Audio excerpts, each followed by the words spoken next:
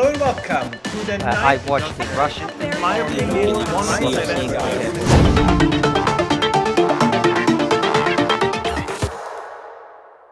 Hello and welcome to the newest episode of the Brussels Signal Horizon podcast.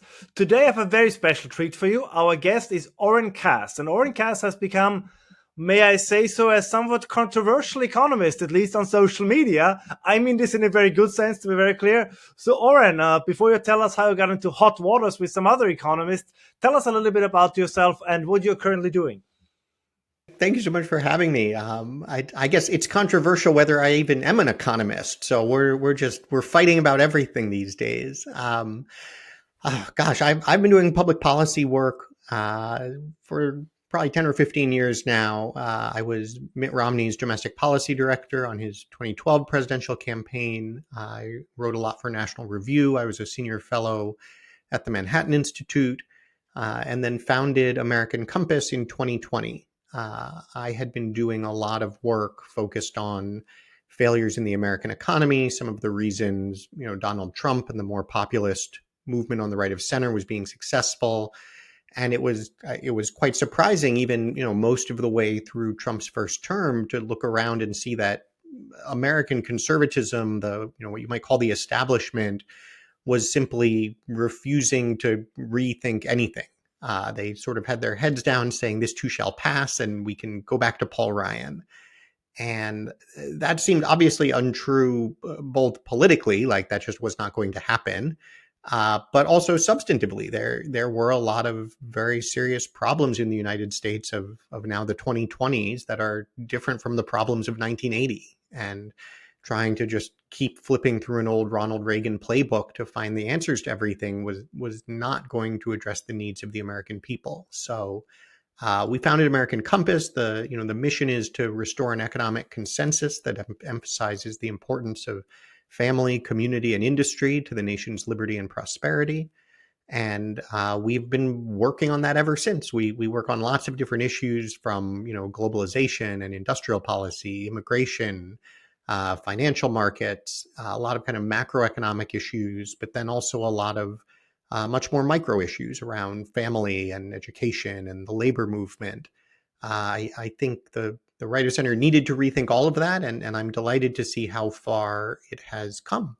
So, our work is all at AmericanCompass.org. We've recently launched a magazine called Commonplace. You can read what we're putting out there at commonplace.org. I have my own Substack I write for a couple times a week, Understanding America, at understandingamerica.co. And then we've just published a book that summarizes and kind of plays the greatest hits of the last 5 years called The New Conservatives, that I think is a really great orientation to a lot of these debates and what the new thinking is and why it's changing so much. One of the questions, and this is a very broad question, but I believe that it's coming up more and more often, and that's, what is the economy for? I think this is a question we no longer really ask, that we now ask more, also due to geopolitical developments, but as you also mentioned, due to political elements and developments in the United States. So if somebody would ask you point blank, what is the economy for? Which answer would you give? That's such a great question. I think that's exactly the right place to start. It's funny, the first chapter in the book is called The Market for this reason, because I think you're exactly right that the fundamental question here is what are markets for? Because, formal economics, the answer is very simple. It's to maximize consumption.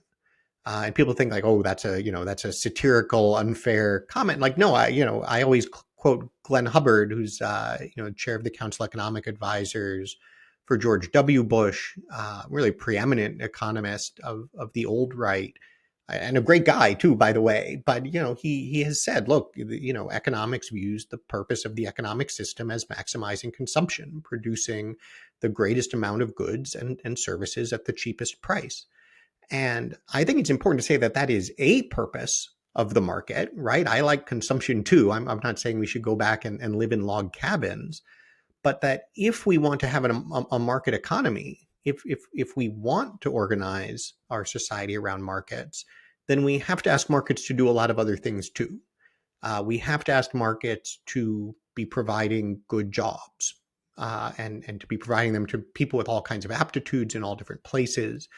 markets need to be directing investment in ways that actually lead to rising productivity for workers, that ensure the industrial strength of the country, the resilience and national security needs are met. And unfortunately, unlike with the cheap stuff piece of it, there is no guarantee that markets will do those things automatically. Markets can do those things. Markets can do them better than any other economic system. And I think that's a place where the right of center really differs from the left of center, which would just say, well, obviously markets can't do these things. That's why government needs to do them. I think what you see from the new right is a view that, yes, of course we want markets to do these things, but public policy is going to have to play an important role in shaping those markets, in defining the incentives in them, in constraining what businesses can do. And so, most of the policy we focus on either comes down to a question of, okay, how do we need to either channel the profit motive or constrain options available so that the things that generate the most profit are the things that produce these outcomes that we want. And then also, how do we have to prepare people to succeed in these markets? That I think, conservatives realize that institutions that shape and form people are absolutely necessary.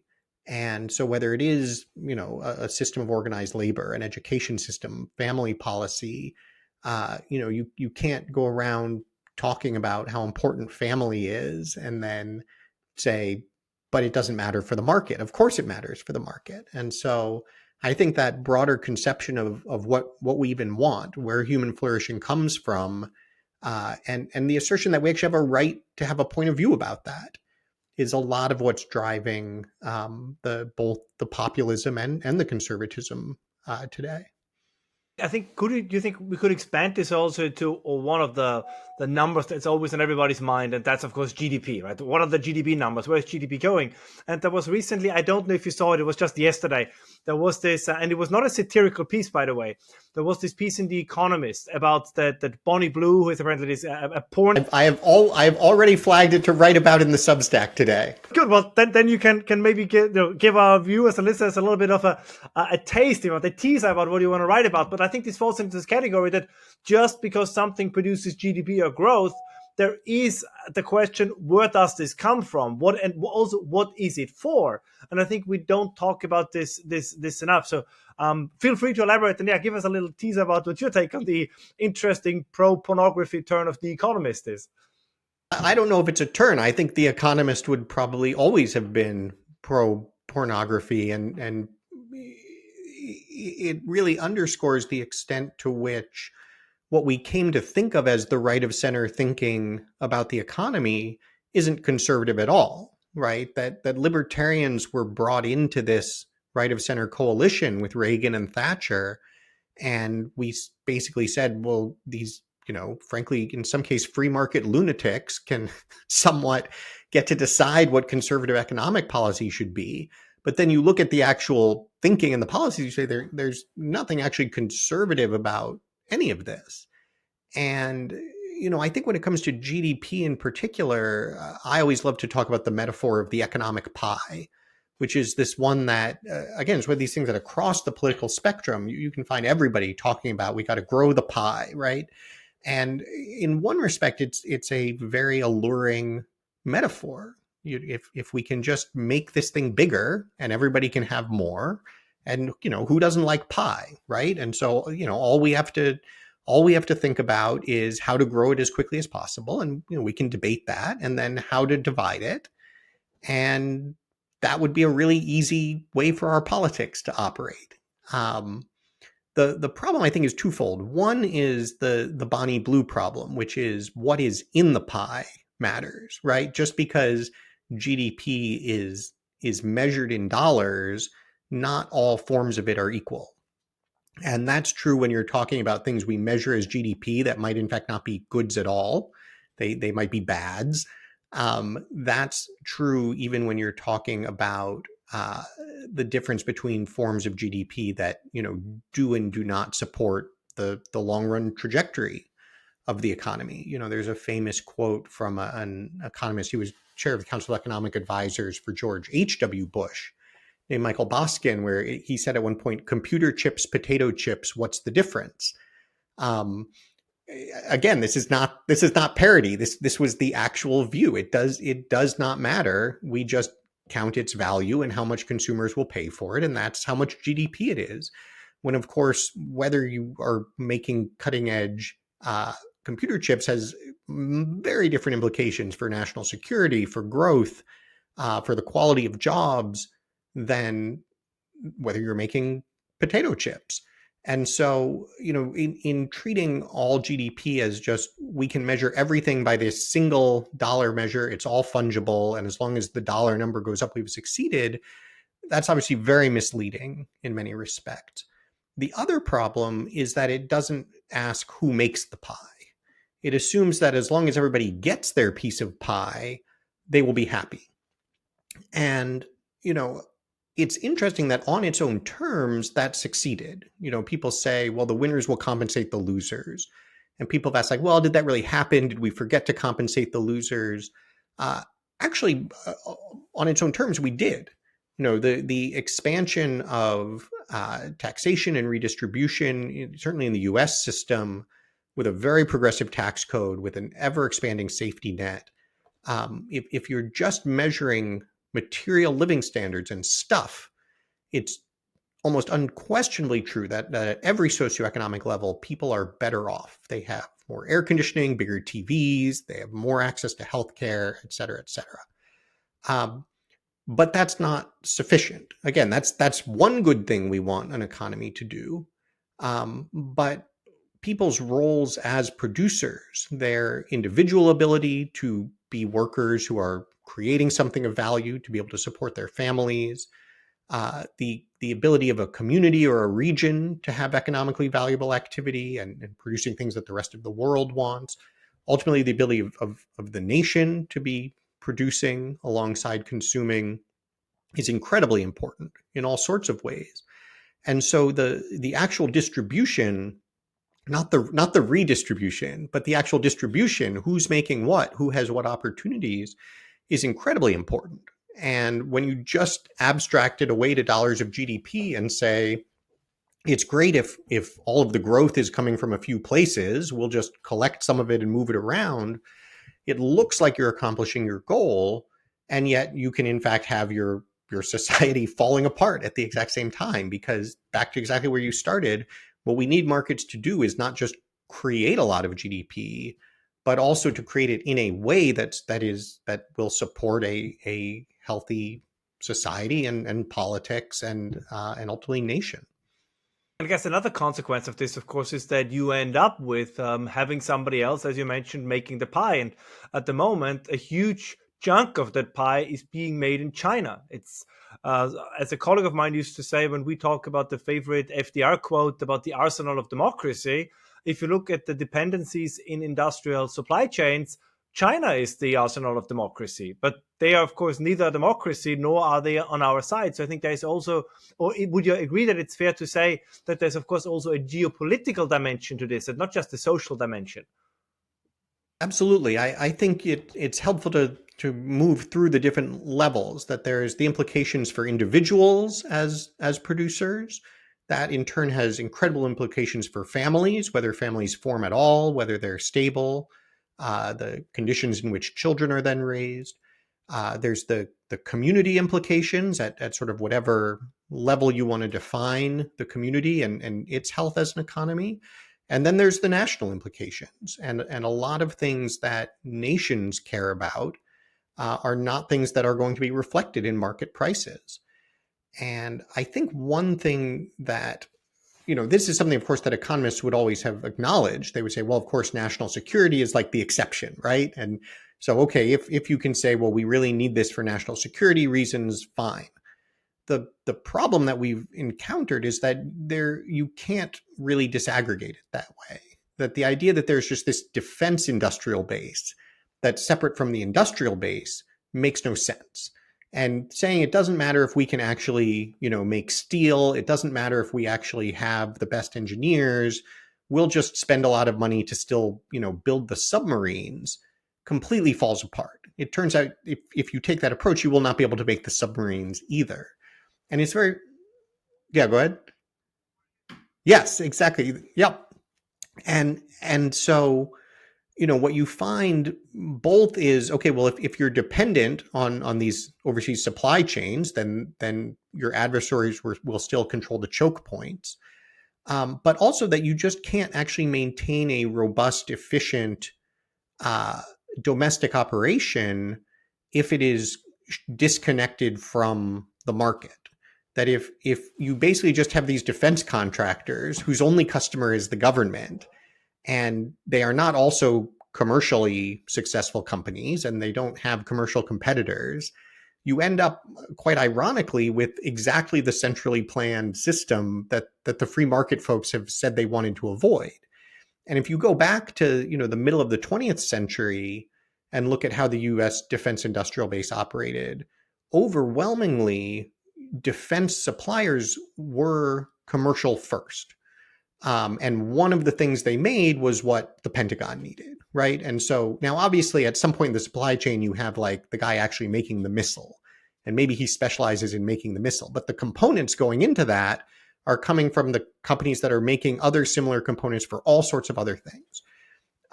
And so, in that context, you had much more innovation, you had much more cost discipline, you had a much healthier ecosystem.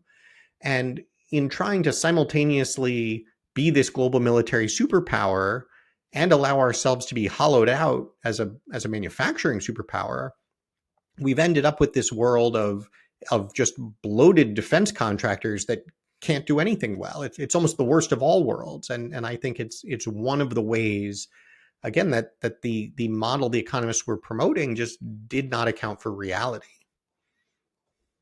Has become a bigger and bigger issue, I think, also within the Trump administration. Now, do you think it would be fair to say that the Trump administration or members of the Trump administration have realized the problem that you just so eloquently described, but they have issues in, let's say, communicating to the broader public why it is an issue, why it needs to be addressed, and therefore the impression of chaos is prevailing, at least on occasion? Because maybe it's also because for you and me and the way we have been brought up, this idea of the free market is, let's call it the neoclassical model of economics. We have almost sucked it up with mother's milk. Like it's our natural habitat, more or less. And now to return to a more, I mean this term deliberately slightly provocative, to an almost more neo-mercantilist world, or a world where trade balances actually do matter, where trade balance deficit actually does matter. That they're on the right track, but they have both issues in communicating it and presenting. I'm not saying they don't have it, but presenting a cohesive strategy to the American people. There's a lot of truth to that, especially since Liberation Day, right? When Trump came out and announced these tariffs, the thing that I've tried to emphasize is, I think in the direction that they're going, both, I think they are very strong on the critique of what's gone wrong. As you said, I think this is an administration that really understands these problems in a way that prior administrations didn't, in a way that the first Trump administration didn't. And that's to some extent President Trump himself. I think even more so, it's the people he has chosen to appoint. That, if you think about the distance from Mike Pence to JD Vance, or Rex Tillerson to Marco Rubio, or Steve Mnuchin to Scott Bessent, it's night and day. And that is incredibly important, and I think has led to certainly an enormous amount of optimism on my part that it's actually possible for this country to get this stuff right. I think in terms of the specifics of how they have then rolled out their policy and response, one challenge has definitely, as you said, been communication. I think it is difficult to communicate such a sea change in thinking. It's doubly difficult when a lot of the intermediaries who typically would be involved in that communication, in terms of media, economic experts and so forth, are so disingenuously insistent on trying to present it as incoherent and wrong, even when it's frankly not that confusing. I mean, I think a great example of this is, the administration called the tariffs that they were imposing on most of their countries reciprocal tariffs. And on one hand, I think it is fair to say that was probably a little bit confusing. Reciprocal tariff typically means your tariff rate matches the other side's tariff rate. And if that's not what you're doing, then people have some right to say, like, well, wait a minute, that's not really a reciprocal tariff. On the other hand, if you took like 2 minutes to actually, to read what they had put out on why they were doing it this way, it was very easy to understand what they were doing and why. And everybody who's like, I don't understand, this is just crazy, they can't do math, and like, we're not actually in good faith critiquing the policy. They were just trying to make look bad something they didn't like. So certainly could be better communication. Also, they are trying to saying that is very difficult, both in how dramatic the change is and in the resistance that they are going to face from people who like things the old way. And then I think the same thing goes for a lot of the specifics of the policy. I think on one hand, there has been more chaos than there probably needed to be. On the other hand, when you're completely turning 6 decades of trade policy and global economic policy on its head, you're not just going to show up on the first day with some white paper that fixes everything and moves to the new system. And I think it's actually been quite striking to look over the course of a couple of months now at how effective they have been in their course corrections, right? I mean, it's now mid-June. Markets are up. Bond yields relatively stable, dollar relatively stable, prices relatively stable, unemployment relatively stable. And yet you have a 10% global tariff and 40 to 50% tariffs on China in effect. If you had said a month before Liberation Day that that's what you were going to do, people would have said, first of all, that's ridiculous. Trump isn't actually going to do tariffs that aggressively. And if he does, it's going to be a catastrophe. And instead, I think it's important to acknowledge that they have completely changed how the US and the world are thinking about the future of the global economy in ways that, at least to this point, have come with quite manageable costs. I think that one of the long-term goals of the Trump administration is to create something along the lines of an integrated economic sphere of the Western Hemisphere, including Latin America, South America, Canada, that I think it was a little bit tongue-in-cheek, but that the idea when they talked about Panama, and of course particularly about Greenland, and we're going to annex Greenland or buy Greenland or whatever it was, but that this was part of this broad idea to say there is not just a sphere of interest, because that's one thing, there's also supposed to be an economically integrated sphere. And what that means is that, of course, they would then, for example, also set a common tariff vis-a-vis China, because I sometimes feel that this is the part of the puzzle that we don't talk, in Europe especially, we don't talk about that much, is that at some point the United States probably will offer us a choice. So you can either be with the United States economically, you can be part of that integrated Western Hemisphere, but that means that if we implement a 10%, 15%, 50% tariff on, let's say, Chinese microchips, whatever it is, you have to do as well. And I believe the Europeans will then say, oh, we can try to triangulate this and be on good terms with both sides. And that, I think, is no longer going to fly. It's going to be very often an either or choice. I think that's right. I would distinguish, I think, 2 dimensions on which you're seeing the US move. One is the somewhat geographic dimension, and one is the more kind of values and interests dimension. The point you made that's very important to emphasize is that the Trump administration clearly see the security and economic elements of this as inseparable. I always point folks to a speech that Stephen Miran gave, the chair of the Council of Economic Advisors. Everyone's talking about the paper he wrote back in November that sort of previewed a lot of the things that you now see the administration doing. But I think more important in a lot of ways is the speech he gave. It was on the Monday after Liberation Day. So right in the middle of that crazy week when everyone was trying to figure out what was going on. And he articulated very clearly, what the U.S. actually had in mind, what its goals were, the kinds of things it was looking for from other countries, and the fact that it saw these economic and security elements as inseparable. And so I think certainly one thing that suggests is that there is a geographic element to this, right? People were very confused when, right out of the gate, the Trump administration kind of targeted Canada and Mexico first. well, why would they focus on Canada and Mexico? Canada and Mexico are great allies, et cetera, et cetera. What they were doing was moving up the USMCA renegotiation because, to your point, any future state is going to require a North American core that is holding hands on all of these issues. I think you're exactly right that whether it is, the focus on the Panama Canal, on Greenland, on these Mexico-Canada issues, there's a clear recognition that the U.S. national security interest is first and foremost going to be driven by North America. And if you are linking that with the economic interest, that then has to be the core of the economic alliance as well. I'll come back to the South America piece at the end because that's an I think more open question right now. The other dimension that I think you're seeing a real focus on is the more values and interests based one, because the Trump and the administration are clearly realists on interests over values, but the reality, if you're a realist, is that free trade only works among market democracies. And one of the great errors of embracing China was believing that they would become liberalized and become a market democracy.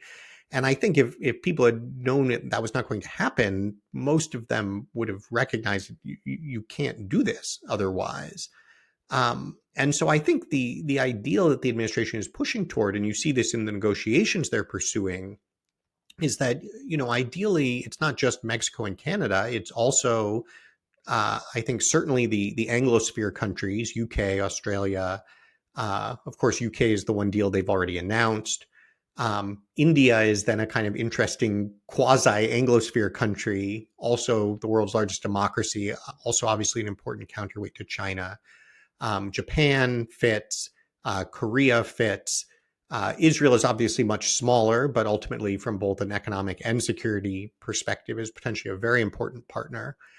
And so you can start to envision, okay, if all of these countries can agree on a certain basic set of commitments, one to greater burden sharing on the defense side, one to more balanced trade within the bloc, and one that everyone's going to have to hold hands on keeping China out, then that's pretty much the best equilibrium, certainly that the US can hope for, and pretty rationally what other countries can hope for too. I think the really interesting open questions you've highlighted, one is what happens with South America.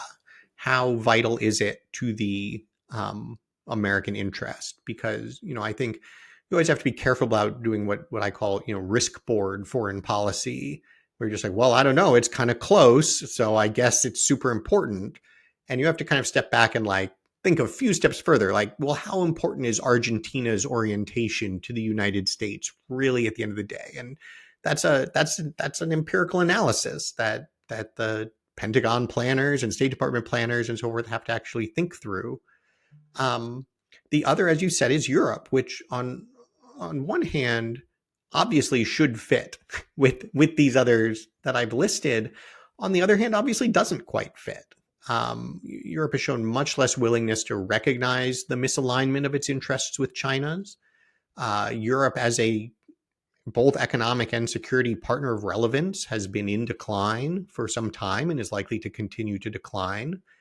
And so I think where that relationship is at this point is really that the US has realized, look, we can kind of tell Europe what we think would be in its interest, but we can't force that decision. I think, if you think about the Vance speech at the Munich conference, everyone was shocked. Why is he focused on Europe's internal problems?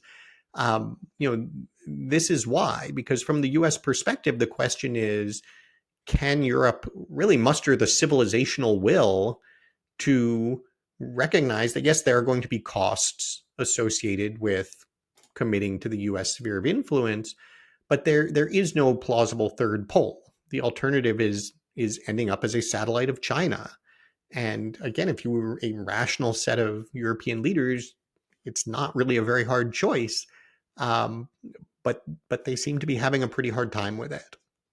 Wholeheartedly agree. And do you think, and I know this is neither mine nor your specialty, but do you think it's a little bit of a communications issue? Everything that JD Vance said everybody agreed with it. I think he was absolutely spot on. But of course, you have nobody likes to be criticized. Let's put it this way: you have then almost this knee-jerk antagonistic reflex. Say, "Oh, the Americans, they point their fingers at us, and they're so mean. So now we show them." And you look for some small petty way almost to retaliate, because the vision in it, let's say, most expansive form, like that you have North America, you have South America, you have the Anglosphere, Australia, New Zealand, the United Kingdom, and then you have continental Europe as a more or less integrated economic sphere. I mean, this could be very powerful and probably in many areas be self-sufficient, both in a security aspect, but also from a prosperity prospect. But I miss we having it right now, but I miss a real conversation about that in the political sphere. Or am I just missing it? I think you're right. I'm not sure I'd call it exactly a communication problem. I think it's a good question what you would call it, because it's not a cultural problem exactly. Maybe it's a psychological problem would be the way to put it. I just remember I was so struck by a panel I participated in that the Financial Times was hosting on the future of relations with China. And one of the European speakers, was emphasizing the U.S. is no longer a trustworthy partner, and look at how they're, U.S. is saying it might want to seize Greenland. How can Europe possibly work with the United States when the United States is saying it wants to seize Greenland? And I was kind of rolling. I was like, okay, like that's very cute, because of course then we turned to in China, of course, the flip side of this, like, China is the more stable partner, right? China, look at how well organized these communists are.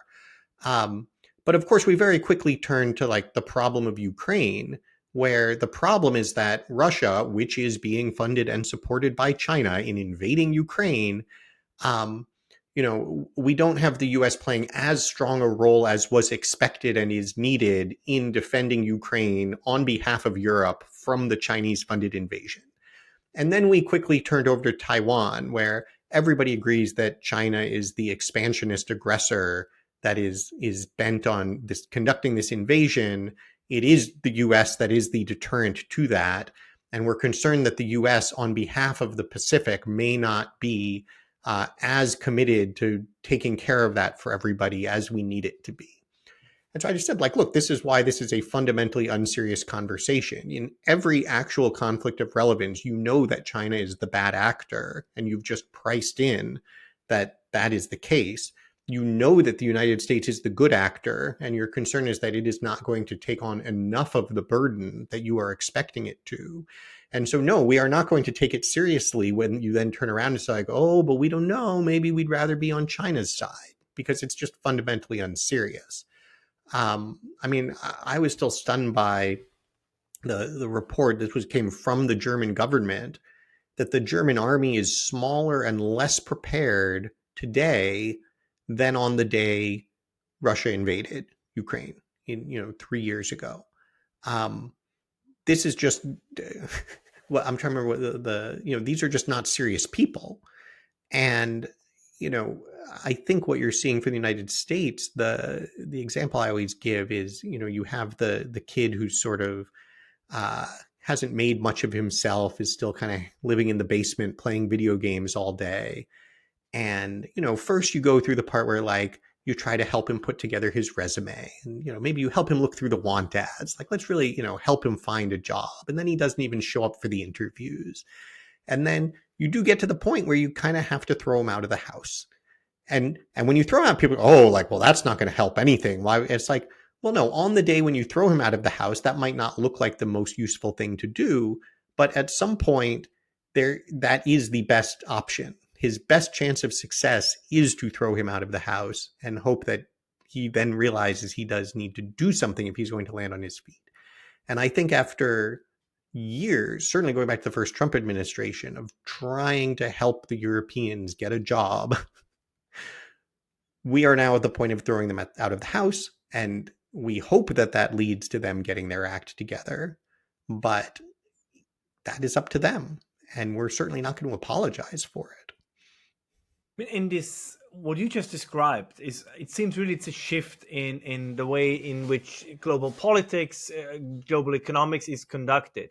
Now, I completely agree with your assessment about the seriousness of Europeans, but let me just take this term about seriousness and maybe apply it a little bit to the current class of economists, or the dominant class of or the main the known class of economists, if you want, and the pundits, the the columnists for the Financial Times, for the Wall Street Journal. It appears to me sometimes that they believe what's currently going on is going to blow over.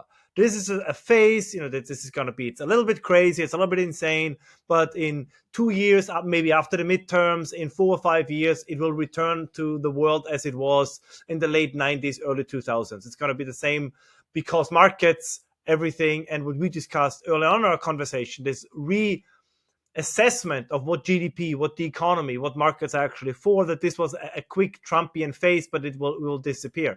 What's your take on this? Do you think that most of the commentariat has realized that we are potentially really in a paradigm shift in international politics and international economics?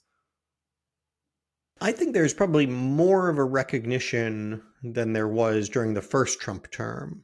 I think the fact that on a lot of these questions, the Biden administration actually maintained the Trump policy, certainly during China, toward China, and in fact deepened it. And then Trump has now come back and deepened it further, speaks to the fact that I think the direction of the U.S.-China relationship is quite inevitable.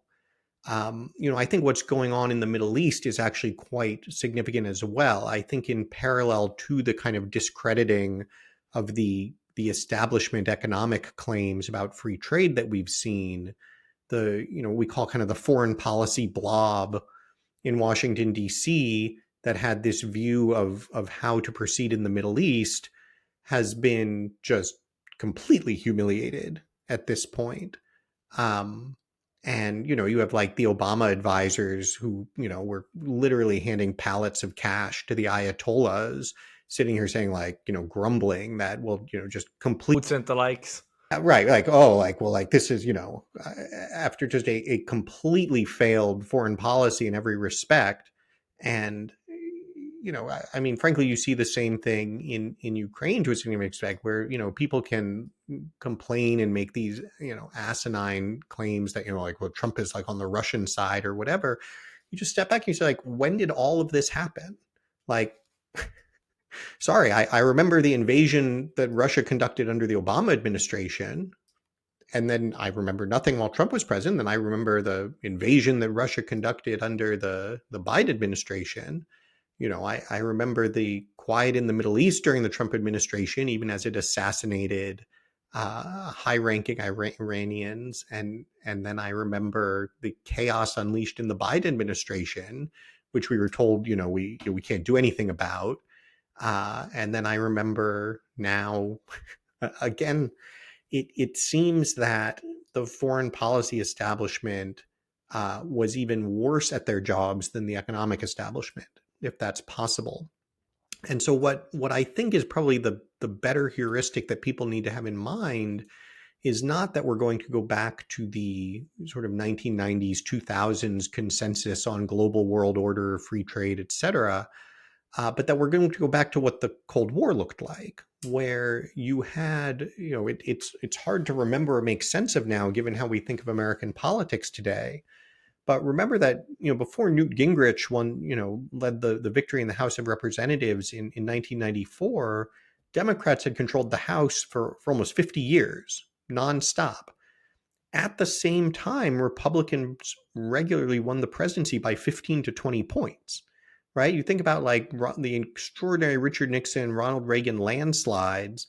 In those years, Democrats also won the House, and for the most part won the Senate too. And what was happening was that the American people on domestic policy issues, on the day-to-day fights, maybe even leaned left of center. But when it came to the actual grand foreign policy questions of the day, and you had a Republican Party that was aggressively anti-communist, focused on American interests, and seen as hard-headed, and a Democratic Party that was seen as just fundamentally unserious and soft on these things, the American people could tell the difference, and you could only get elected president if you took that view. And that's part of what contributed to such a consistent American foreign policy over that period in many respects. And if you think about, well, when did a Democrat actually win the presidency in that entire period from 1950 to the end of the Cold War? JFK won with an extremely anti-communist Republican style foreign policy. LBJ won, but only because it was a year after the Kennedy assassination. And then Jimmy Carter won after Watergate. That was it. Republicans won every other presidential election for the entire Cold War.